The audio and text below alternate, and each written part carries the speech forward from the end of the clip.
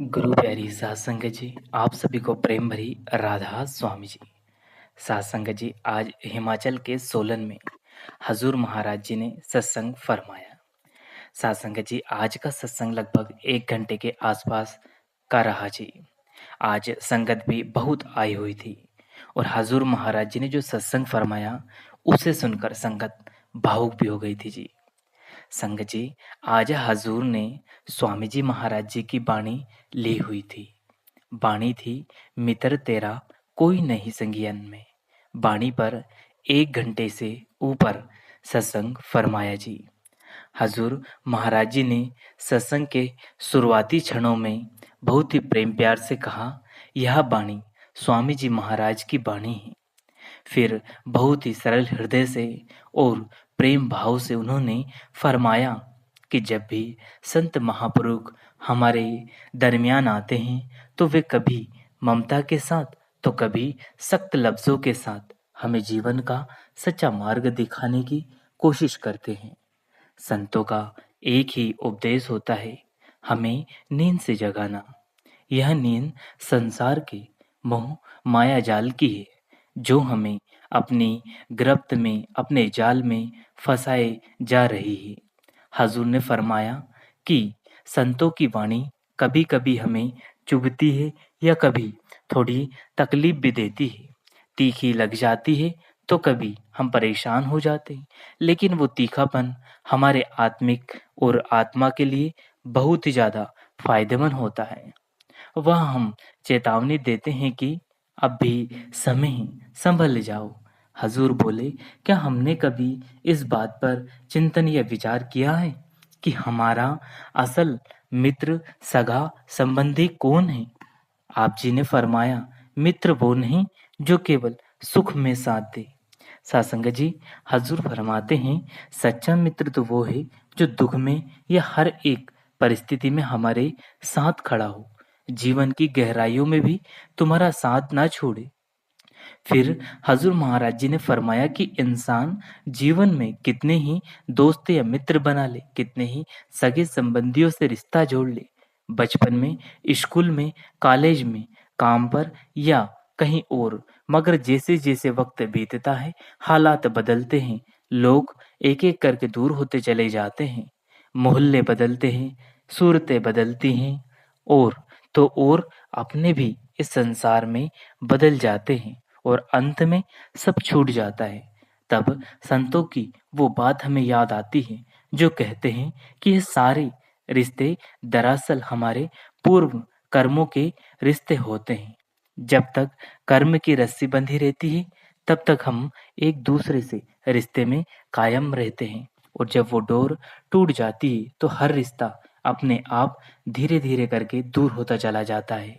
बड़े महाराज जी अक्सर सत्संग में फरमाया करते थे कि सोचो तुम्हारा सबसे गहरा रिश्ता किसके साथ है। हम सोचते हैं कि जीवन साथी से, हमारे बच्चों से या फिर हमारे माता पिता या हमारे परिवारजनों से ही हमारा सबसे गहरा रिश्ता है भाई, लेकिन सच तो यह है कि हमारा सबसे सच्चा और गहरा रिश्ता इस शरीर से है और यह शरीर भी धीरे धीरे साथ छोड़ने लगता है। उम्र ढलती है, अंग जवाब देने शुरू हो जाते हैं और तब पता चलता है कि स्थायी नहीं है, ये रिश्ता भी झूठा है और ये सब धन दौलत रिश्ते नाते परिवार भी झूठे हैं। हजूर ने समझाया कि हमें याद रखना चाहिए कि हमारा असल रिश्ता सिर्फ और सिर्फ उस परम पिता, उस मालिक से है। मालिक ने ही हमारा साथ निभाना है। फिर हजूर ने स्वामी जी महाराज जी को याद करते हुए फरमाया, क्यों पड़ा तू सोवे, और विस्तार से समझाते हुए कहा, ये नींद केवल रात को बिस्तर पर सोने की नहीं बल्कि अज्ञान की है, मोह की है, भ्रम की नींद है जिसमें हम डोए डूबे रहते हैं या खोए रहते हैं। हमें संसार का वास्तविक रूप दिखाई ही नहीं देता।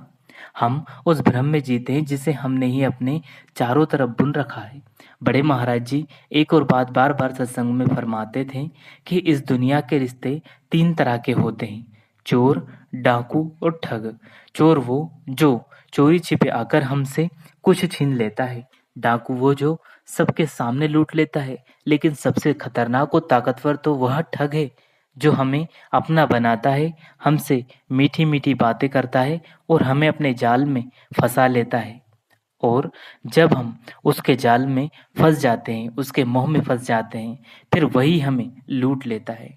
ऐसे लोगों को बड़े महाराज जी ने मीठे ठग कहकर बयान किया है। सासंगत जी हजूर फरमाते हैं, जो प्रेम का दिखावा करते हैं मगर अंदर से स्वार्थी होते हैं। फिर हजूर ने जिंदगी के मकसद पर भी वाणी फरमाई। हजूर ने फरमाया, आखिर हम इस दुनिया में आए हैं क्यों? आप जी ने फरमाया कि जब तक हम झूठे रिश्तों में उलझे रहेंगे, तब तक माया के बंधनों में ऐसे ही फंसे रहेंगे। तब तक हम उस एक सच्चे प्रेम, उस मालिक, उस नाम को नहीं जान पाए जो हमारे जन्म जन्मांतरों से हमारा साथ निभा रहा है और जो सच है। फिर हजूर ने उम्मीदों के बारे में भी तुक फरमाई। आप जी ने फरमाया कि हमारी अपेक्षाएं मोह से पैदा होती है। जब हम किसी से मन से जुड़ते हैं तो उससे उम्मीद भी लगा बैठते हैं, और जब वो व्यक्ति हमारी उम्मीदों पर खरा नहीं उतरता, तब तक हम टूट जाते हैं, दुखी हो जाते हैं, परेशान हो जाते हैं, और यही दुख आगे चलकर क्रोध में बदल जाता है और बदले की भावना आ जाती है। हजूर फरमाते हैं, आज हमें ज़रूरत है आत्मचिंतन की। हमें सोचना होगा कि हम किस ओर जा रहे हैं। आज हम अपने रूप रंग, शोहरत दौलत, पैसों पर इतना घमंड कर बैठे हैं, अपने शरीर को संवारने में लगे पड़े हैं। हजूर ने आज के समय की सच्चाई को स्पष्ट रूप से समझाते हुए फरमाया। आप जी ने कहा, जिस भरे पड़े हैं पर स्कूल और कॉलेजों की क्लास खाली हैं। यानी कि आगे कहते हैं कि हम अपने चेहरों को सुंदर बनाने में दिन रात लगे हैं। सुबह की क्रीम अलग, शाम की क्रीम अलग, बालों के लिए, हाथों के लिए, पैरों के लिए, सब कुछ। लेकिन क्या भाई कभी उस परमपिता, उस मालिक को याद किया है जिसने हमें ये सुंदर चेहरा दिया, स्वस्थ शरीर दिया? क्या कभी उसका शुक्र अदा किया है? हजूर ने बीबियों की तरफ इशारा करते हुए कहा, पार्लरों में इतनी भीड़ होती है जितनी शायद अस्पतालों में भी नहीं। मगर क्या यह सजावट आत्मा की सुंदरता को बढ़ा सकती है? क्या यह हमें परमात्मा के करीब ले जा सकती है? फिर हजूर ने बड़ी ही प्रेम प्यार से और गंभीरता से आगे तुक फरमाई और कहा, यह दुनिया, इसके सारे रिश्ते सब झूठे हैं। ना राजा सच्चा है, ना प्रजा। अगर कोई सच्चा है तो वह केवल मालिक का नाम सच्चा है। हजूर फरमाते, जब दुनिया का कोई भी साथ स्थायी नहीं, तो फिर दोस्ती आखिर किससे की जाए? हजूर ने इस सवाल का उत्तर बहुत ही सादगी और स्पष्ट रूप से देते हुए फरमाया। आप जी ने कहा, इसलिए तो स्वामी जी फरमाया करते थे, मित्र तेरा कोई नहीं संगिया में, यानी संसार में कोई स्थायी संगी नहीं, कोई सच्चा साथी नहीं। सब क्षण भंगुर है, समय के साथ साथ सब बिछड़ते चले जाते हैं। आज किसी ने साथ छोड़ा तो कल हम किसी का साथ छोड़कर चले जाएंगे। इसके बाद हजूर ने एक बेहद और बहुत ही सुंदर हिदायत देते हुए कहा कि और हमारा ध्यान भी उस ओर लगाने के लिए प्रयास किया। आप जी फरमाते, हमने खुद के साथ जीना ही छोड़ दिया। हम दिन रात दूसरों के बीच रहते हैं, रिश्तों में उलझे रहते हैं, लेकिन अपने भीतर झांकने की हमें फुर्सत नहीं। फिर हजूर ने एक सुंदर उदाहरण देते हुए तुक फरमाई, जैसे फिल्मों में पर्दों पर कई किरदार होते हैं, मगर उनके पीछे एक निर्देशक होता है जो सब कुछ नियंत्रण करता है। वही तय करता है कौन क्या बोलेगा, कब आएगा, कब जाएगा। जिंदगी भी बिल्कुल वैसी ही है। दुनिया एक रंगमंच है और इसमें हम सब एक एक पात्र निभा रहे हैं। हमारे किरदार पहले से तय है। बाबा जी हमें कई बार समझा चुके हैं कि हर संसार को उसकी भूमिका दी गई है। इस संसार में इंसान की अपनी अपनी जिम्मेवारियां हैं। शासन जी, मालिक ने हमें कई बार समझाया भी है और प्रयास भी किया।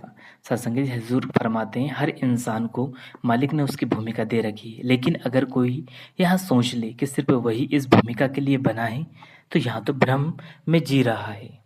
हकीकत तो यह है कि असली हक उस निर्देशक का है। सत्संग जी हजूर फरमाते हैं, उस परम शक्ति का है जो तय करता है कि कौन कब रंगमंच पर आएगा और कब इस संसार को छोड़कर चला जाएगा।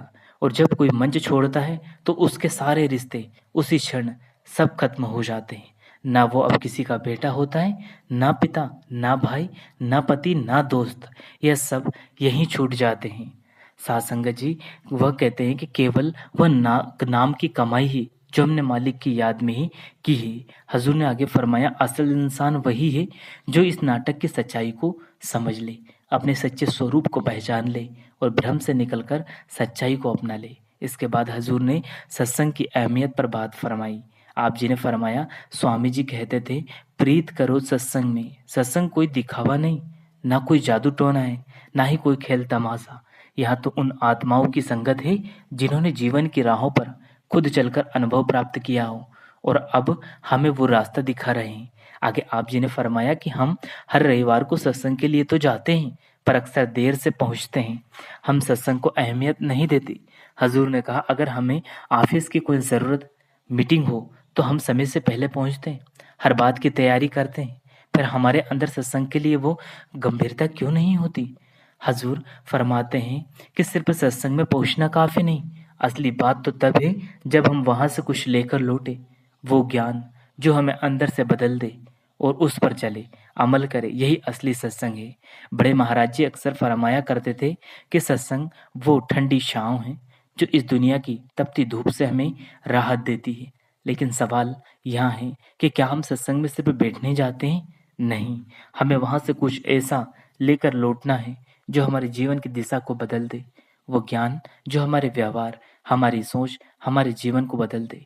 आगे हजूर फरमाते हैं कि हमें किसी के सहारे की जरूरत नहीं, हम खुद ही सब कर सकते हैं। हजूर बोले, ज्ञान और अनुभव में फर्क होता है। मान लीजिए कि आपको किसी अनजान रास्ते से गुजरना है और उस रास्ते पर तेज बारिश हो रही है। अब आपके पास दो विकल्प हैं। एक व्यक्ति है जिसने उस रास्ते को नक्शा देखा है, किताबें पढ़ी हैं, लेकिन कभी खुद उस रास्ते से नहीं गुजरा। और दूसरा व्यक्ति वो जो उसी रास्ते से होकर गुजरा है। हर मोड़ पर, हर गड्ढा, हर कठिनाई उसने खुद स्वयं देखी है, अनुभव किया है। अब आप किसके साथ जाना चाहेंगे? जाहिर है उस इंसान के साथ जिसने खुद उस रास्ते से उस समय को गुजारा है, जिसके पास उस रास्ते का अनुभव है। बस यही अंतर है कि केवल सुनने और वास्तव में समझने में, केवल किताबें पढ़ने या सत्संग सुनने से जीवन नहीं बदलता, उस राह पर खुद चलना पड़ता है। इसके बाद हजूर ने एक बहुत ही प्रेम प्यार से समझाते हुए एक प्रश्न भी कहा, नाम क्या है? नाम सिर्फ कुछ लफ्जों का मेल नहीं, क्या यह सब कोई उच्चारण है या उदाहरण है जिसे हमने भाषा के जरिए अपनाए हैं? आप जी ने फरमाया, हम सभी अलग अलग पृष्ठभूमियों, धर्मों और संस्कृतियों को अपनाते हैं और वहां से आते हैं। कोई उसे अल्लाह कहता है, कोई राम, कोई गॉड, तो कोई वाहेगुरु। 10वें पातशाही गुरु गोबिंद सिंह जी ने तो ईश्वर के लगभग 1100 से लेकर 1200 नामों को लिखा, लेकिन अंत में सबको समेट कर सिर्फ एक बात कही, एक ओंकार। अनामी यानी कि मालिक लफ्जों के दायरे में नहीं आते, मालिक का कोई नाम नहीं। गुरुवाणी में आता है, 52 अखर लोक तरे सब किछ इन माही, ये आखर खिन जाएंगे वह आखर इन माय नाही। यानी जो लफ्ज हमें दिखाई देते हैं वह सब समय के साथ मिट जाएंगे, लेकिन वह नाम जो परमात्मा की असल पहचान है वह इन अक्षरों में कैद नहीं है। स्वामी जी की वाणी भी यही बताती है कि नामो उपजे नामो बिरसे, यानी वही नाम है जिसने सृष्टि की रचना की है और वही उसे समाप्त करता है। यह नाम कोई शब्द नहीं बल्कि एक ताकत है। सत्संग जी आगे कहते हैं कि वो ऊर्जा वो इस पूरे ब्रह्मांड को चला रही है। इंसान जब तक उस नाम की रोशनी में जुड़ा रहता है तब तक जीवित है, लेकिन जैसे ही वो संबंध टूटता है जीवन भी समाप्त हो जाता है। शरीर केवल एक पात्र है, एक बर्तन है, जान तो उस नाम से आती है। आगे हजूर फरमाते हैं, खुद को पहचानना ही जीवन का असली मकसद है। आप जी ने कहा, हम इस धरती पर आप ही इसलिए आए हैं, इसलिए कि मालिक ने हमें यहाँ इंसान बनाकर भेजा है कि अपने भीतर झांके, अपने असली स्वरूप को पहचाने। हमें विवेक की ताकत मालिक ने इसलिए दे रखी है हम खुद को जान सके। हजूर फरमाते हैं, उस विवेक को हम दूसरी चीजों में इस्तेमाल करने में लगे हैं। हम यहाँ आकर धन दौलत जायदाद पैसे कमाने में लगे पड़े हैं। हजूर ने कहा, पैसों की भूख ने हमारे चरित्र को ही निगल लिया। कभी पैसा सिर्फ जरूरतों के लिए हुआ करता था, पर अब वो हमारे रिश्तों में भी दखल देने लगा। उदाहरण देते हुए उन्होंने समझाया, बेटा जब तक बूढ़े पिता की देखभाल नहीं करता, जब तक कि उसके पास कुछ जमीन या फिर धन दौलत ना हो, और बच्चे भी अब यही भाषा बोलते हैं कि अगर मेरी बात नहीं मानी तो मैं पढ़ाई नहीं करूँगा। हमने पैसा को पूजा पाठ में भी घुसा दिया, मंदिरों गुरुद्वारों में जाकर पैसे चढ़ाते हैं और उम्मीद करते हैं कि मालिक हमें लाखों का फायदा दे। सोचो, ये भक्ति है या मोल भाव? हम तो मालिक के घर जाकर भी सौदेबाजी करते हैं। हजूर बोले, पैसा अपने साथ अहंकार भी लाता है, और जब अहंकार बढ़ता है तो तनाव भी बढ़ता है। वही तनाव जो हमें अंदर से तोड़ता है, मानसिक शांति को छीन लेता है और शरीर को बीमारियों से भर देता है। हजूर ने कहा, लोग चाहे जितना भी कमा ले, भीतर की प्यास पैसे से नहीं बुझेगी। इतिहास गवाह है, राजाओं से लेकर आज के अरबपतियों तक किसी को भी असली सुकून नहीं मिला। बाबा जी अक्सर फरमाते हैं, देंदा दे लेंदे थक जाएं, गुंजा गुंजांतर खाए खाए। मालिक देता ही रहता है और हम बस लेते रहते हैं। लेकिन क्या कभी हम खुद को लेने से रोक पाए हैं? क्या हमने कभी सोचा है कि हम भी देना चाहिए? मालिक तो देते देते कभी नहीं थका, हम ही लेते थक जाएंगे। लेकिन क्या कभी हम खुद को लेने से रोकते हैं? हमें ज़रूरत भी ना हो भी हो तो भी हम इकट्ठा करने में लगे पड़े हैं। बहुत कम लोग होते हैं जो सच्चे दिल से कहते हैं कि मालिक, तूने जो दिया है वह बहुत है। असल बात यह है कि मालिक हर किसी को इतना ज़रूर देता है कि वो इज्जत से जी सके, लेकिन जब लालच हद पार कर देता है तो वही दौलत हमें चैन से जीने नहीं देती। इसके बाद हजूर ने जीवन के 4 अहम पहलुओं की बात की: खाना, पीना, शरीर की देखभाल, परमार्थ और मानसिक संतुलन। उन्होंने समझाया, जिंदगी अगर एक गाड़ी है तो ये चारों उसके टायर है। आप सोचिए, अगर एक टायर पंचर हो जाए तो बाकी पर कितना बोझ आ जाएगा। आज हम पैसा कमाने की दौड़ में इतना थक गए हैं, इतने उलझ गए हैं और इतने आगे निकल गए हैं कि ये भी नहीं सोचते कि जीने के लिए असल में चाहिए क्या।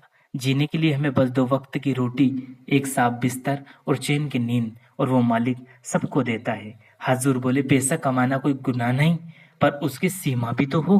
मेहनत और ईमानदारी से कमाया गया धन ही असली बरकत लाता है।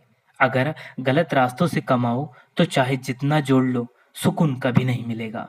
फिर आप जी ने बहुत ही प्रेम प्यार से बाबा जी की बात को याद करते हुए कहा कि बाबा जी अक्सर समझाते हैं, जो तुम्हारी किस्मत में लिखा है वो कोई छीन नहीं सकता, और जो नहीं लिखा वो कोई दे नहीं सकता। तो फिर हमें क्यों बेवजह भागा दौड़ करनी है?